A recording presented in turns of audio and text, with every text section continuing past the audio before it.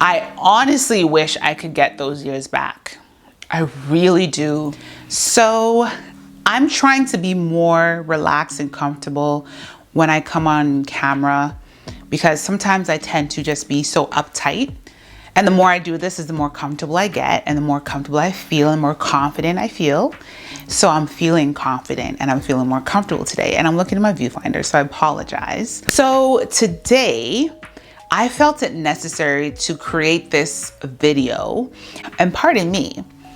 Welcome back to my channel. If you're new here, welcome. My name is Francine, and here on the Globe Code, I focus on faith, self-development, life, and style, and a bit of fashion and beauty in between. I'm happy to have you here. If you haven't already subscribed, please do not forget to hit the subscribe button and hit the thumbs up button. Let me know that you like videos like this, because y'all ain't hitting the thumbs up button on this here channel.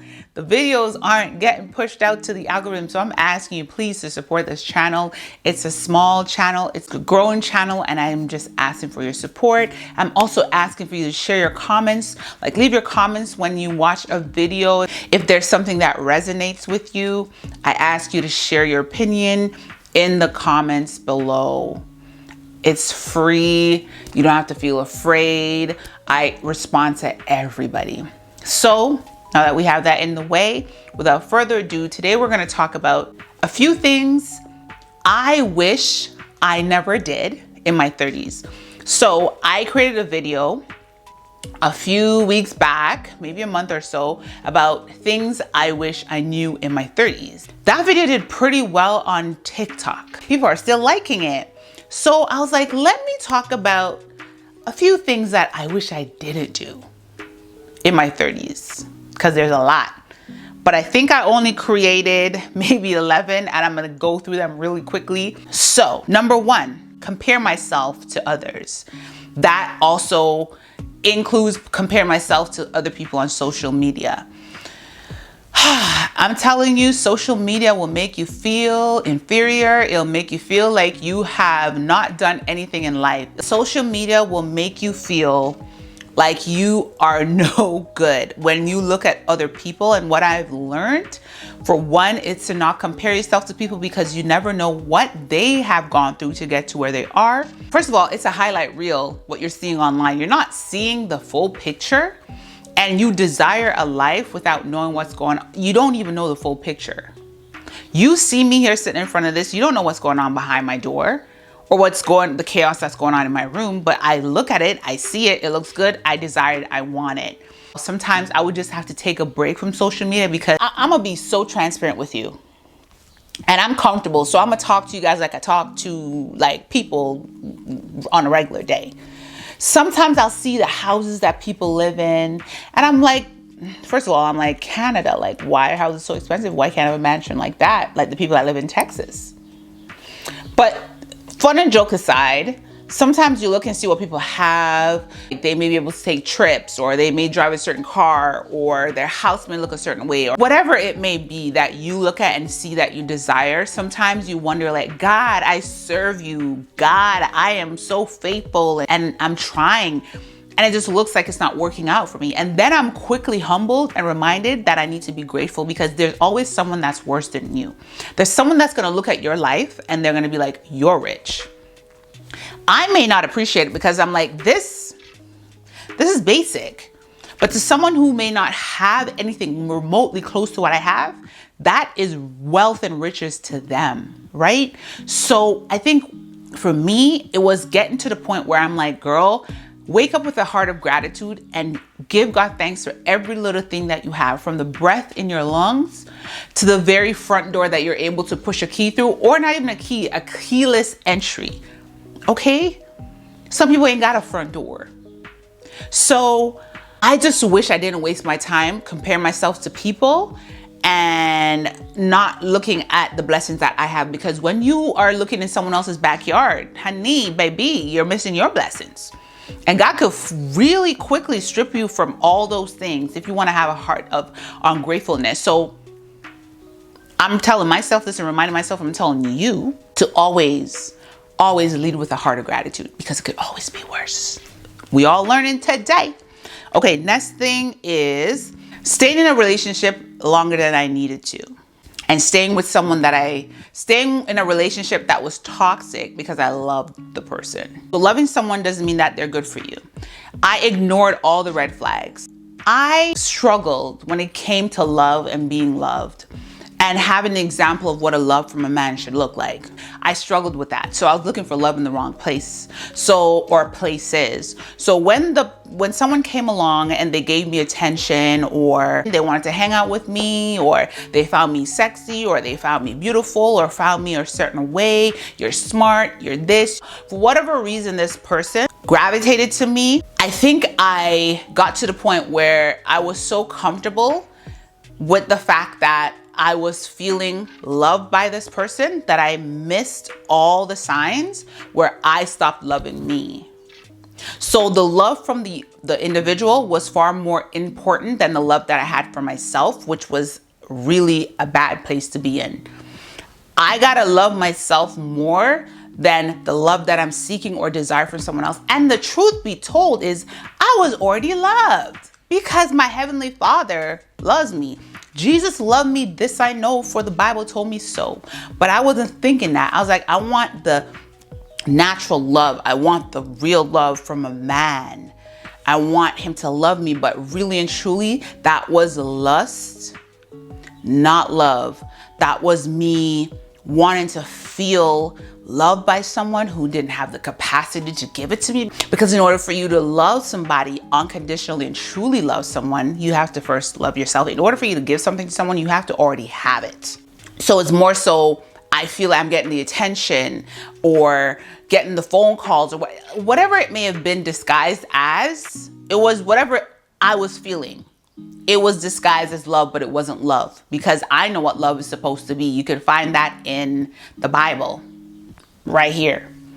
The Bible tells us what love truly is, because a lot of people out here giving counterfeit love and making you feel like it is it's the real authentic thing. Don't be swayed and don't fall for the okie doke. Don't fall for the fake stuff. People fail to remember that love is an action. It's a verb. You telling me you love me don't mean to me. Show me that you love me. Show me that you care. Show me that you're sorry. Show me love. And I wish I didn't spend all those years with this person, because I loved the idea of them being in my life more than I loved myself enough to take myself out of the situation and stop trying to feel validated and stop trying to worry about when I'm gonna get married, because I'm so worried about, not growing up to be alone and all this and the third. It was so much. I wish I didn't do that, because that was a waste of years, waste of time. Next thing is holding on to friendships longer than I needed to in order to avoid hurting the individual's feelings. So I'll say this real quickly. If a friendship doesn't serve you, you need to let it go.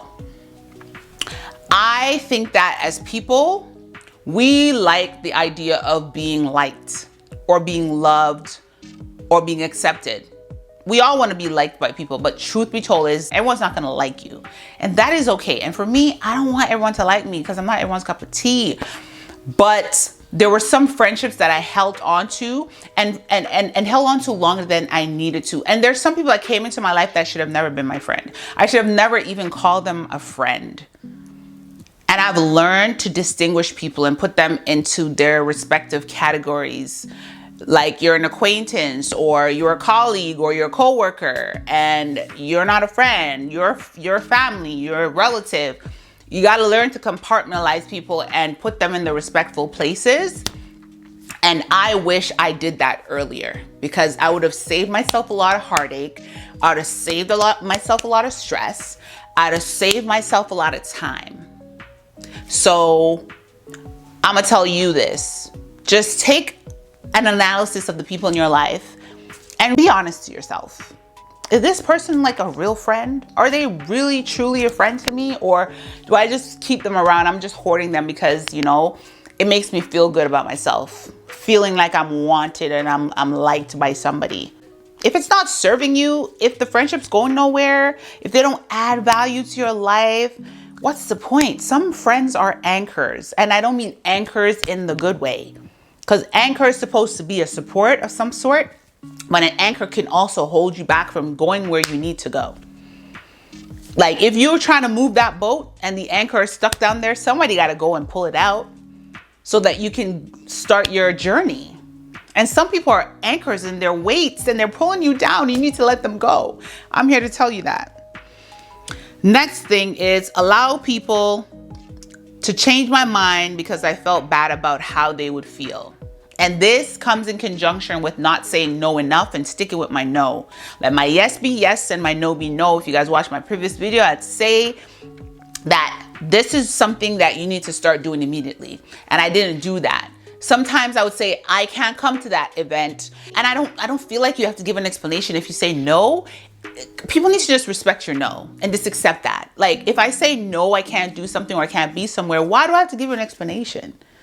It's a no, like I can't, like respect that. I wish I was more just assertive in that sense and not let people sway my decision, whether it's sway my decision to move to a certain city or move to a certain country or pack up all my belongings and move out of the country or change my job or whatever it may be. I allow too many people to have a say into my life and my decisions that it really set me back. And also coupled with fear, but we'll touch on fear next.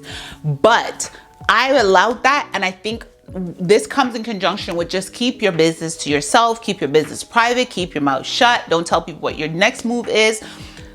Just plan your things, seek God in your asking and your planning, and trust him with the decision and the outcome.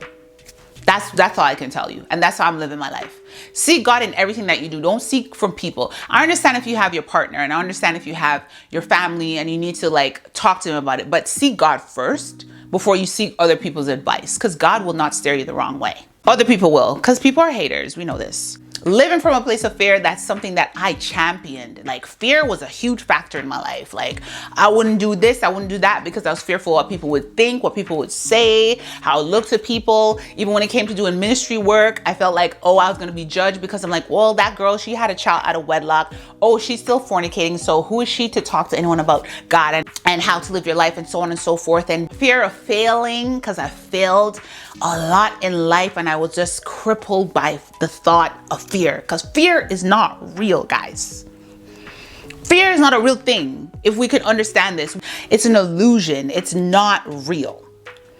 We make this thing up. Fear isn't real. It's not a factor because God did not give us the spirit of fear. Fear is from the enemy. It's an illusion. Like literally, it's not like he did not give us a spirit of fear, but of power, of love, and of a sound mind. That's what God gave us. So anything that does not look like faith, anything that feels fearful and make you feel crippled, it's not from God. It's from the enemy. So you need to just pray and ask God to remove that fear, the doubt, and trust God and walk in faith. Pray about it. That's all I can tell you is just pray about it and trust God, because the fear is just, it's crippling, man. It crippled me. I have this vendetta against fear because it held me back in life so much, and I can almost tear up about it because I don't know why I just consume myself with this thing, and I created this outcome, the worst outcome that could have possibly happened without even giving it a shot. I wish I didn't spend so much time being afraid. I wish. It just took so much time out of my life, and I'm not doing it anymore. If I feel like I'm gonna pack up my stuff and I'm gonna sell all my belongings and I wanna travel the world, I'm gonna do that. I'm gonna do it in secret too. So y'all will know when I'm at the airport ready to board, because y'all ain't gonna talk me out of it.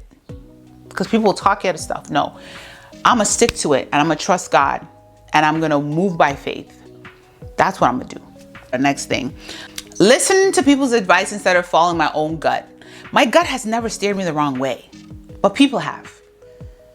It's weird. Stop telling people your business. Stop telling people your plans. Stop oversharing. Stop telling people. I could tell you this. People don't mean you well. People will pray against you. People don't have your best intentions. People are snakes. People disguise themselves as your friends, and they are wolves in sheep clothing. People are not nice. They're not nice. So keep your business private, keep your business to yourself. If you desire to do something, you have a passion to do it, whether it's to start a business or start a YouTube channel or start doing content creating or quitting your job to start a new job or going back to school or starting a family or packing your things up and moving to a different country, whatever it is you decide to do, trust your gut. Don't let people steer you the wrong way, man. Don't let people steer you the wrong way. Your gut will tell you, especially women, we have this woman's intuition. I'm telling you, like, it never steers me wrong. Trust your gut, man. Trust your gut. It'll never steer you the wrong way. I talked about oversharing. I was a chatterbox, man. I just felt the need to always share my business. To always sharing stuff to people. Like, I don't know why I did it. Maybe I needed validation. I think that's what it was. Maybe I needed someone to like support the idea. And I think that coupled with fear also, when I told someone, they were like, yeah, I think that's a good idea. Then I was like, okay, so yeah, I'm good. Or if they're like, no, maybe not, or they're somewhat opposed to it or discourage me from it, then I was like, okay, so maybe this is my sign not to do it. Oversharing. I wish I didn't overshared about my relationship. And I'm gonna do a video about 10 things you should keep to yourself and not share with people. Overshared about who I was dating, overshared about problems in my relationship, overshared about my finances, overshared about my plans for my life, my business, everything. Too much. I overshare too much. Don't do it. Don't do it. Trust me. People will use that stuff against you. Do not do it. Being too transparent. Now, I'm known to be very transparent. I'm pretty upfront. What you see is what you get. You're not going to get a different version of me. This is what I am. This is who I am in my everyday life, and this is who I am at work. My coworkers don't know a different version of Francine than my family does. This is Francine. And I'm very transparent, and I've always been. But what I'm learning to do is to make a judgment of what is a need to know and what's a nice to know. I think with time and with maturity, you learn that not everything needs to be said in public. Not everything needs to be shared. And some people don't know how to handle your story. And some people don't know what to do with certain information. There's a fine line between being transparent and just being a chatterbox and just talking too much, right? So for me, I want to come from a place of I'm edifying, I'm being impactful and empowering in a way, as opposed to I'm just giving you information just because. Because people, again, will use your story against you. Next is staying in a job that I hated and that didn't challenge me and didn't appreciate my efforts. If you aren't happy in a job and you're being overlooked every time and you don't feel challenged or like you're growing and you're in the same position, seek something better. Leave. Leave. It may pay you less, but leave. You know your worth more than anybody else, and don't let anyone make you feel less than, okay? If you're struggling every day to get up and you're miserable every day and you're unhappy every day and you don't like your coworkers, you don't like your boss, you don't like the company, you complain every day, leave. Just go. Don't sit there and be miserable, like, cause time, you can't get back time. So you don't want to waste your time in a position, in a role, in a relationship, in a friendship, in a country, in a province that you hate. You're gonna grow miserable, and where you're miserable and frustrated, there's no room for gratitude. So choose the side. Choose to be grateful or choose to change the situation. One of the two. One of the two. You gotta choose. Travel. I wish I traveled more. I tell my daughter this all the time. Travel. Take a gap year or something and travel the world. Do like an exchange program or something. Learn different cultures. I wish I did that. But again, I lived my life from the place of fear. Literally, I carried that luggage around with me unnecessarily for no reason. I have such a desire to travel now, and I'm praying God can bless me and give me the ability to do so, meaning the financial resources, because it ain't cheap. If you're a young person and you're single and you desire to travel, do that. The last thing, caring about what people thought about me. Like, why? I don't know. Again, being liked, being valued, being appreciated, being loved, being supported, all of that was so important to me. And when I didn't get that, it made me feel so sad and just downcast and just like a failure and all of those things. It came with a lot of unnecessary emotions. It really put a dampen on my life, just the way I lived my life, man.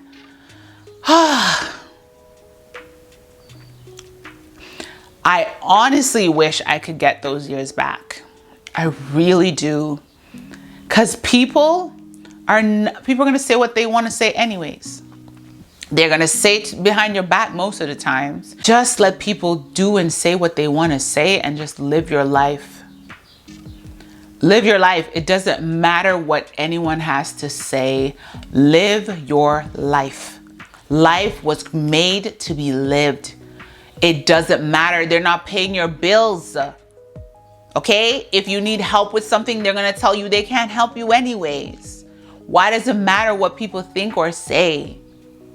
It doesn't, it shouldn't. Live your life without reservation, without regret.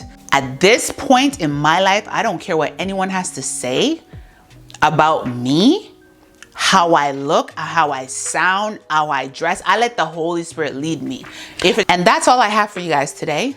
Thank you so much again for watching. Don't forget to subscribe and share this video if you care, which I think you should, because that's the nice thing to do. Until next time, be safe and God bless.